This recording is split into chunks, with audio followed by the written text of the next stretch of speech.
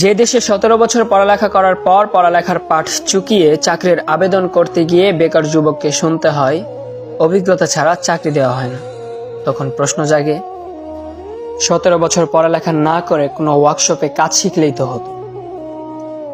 যে দেশে পাশ করার 4 বছরের মধ্যে বিয়ে করতে গেলে পাত্রীর মা প্রতিষ্ঠিত পাত্রের দোহাই দিয়ে বিদায় করে দেয়, তখনও প্রশ্ন আসে 17 বছর পড়ালেখা না করে ব্যবসার চিন্তা করলেই তো হতো, কারি কারি টাকা থাকতো। এ দেশে সার্টিফিকেট আর 2 টাকা পুরনো নোটের মধ্যে আদৌ কি কোনো পার্থক্য থাকছে?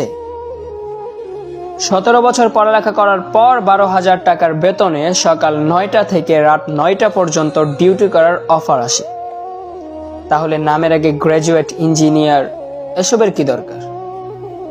সিএনজি চালিয়েও তো 15,000-এর চেয়ে বেশি ইনকাম করা যায়।